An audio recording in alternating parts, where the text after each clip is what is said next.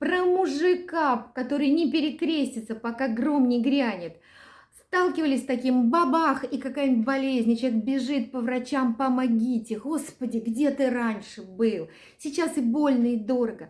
Слава Богу, молодежь уже понимает, что есть два способа заниматься здоровьем. За 3 дня до смерти и за 3 года до болезни, либо раньше. Превентивную медицину никто не отменял. Профилактику. Если хотите разобраться, какие два процесса определяют и выносливость, и молодость, и долголетие, и как это связано с иммунитетом, записывайтесь ко мне на консультацию в топлинке омоложения. Нажимайте.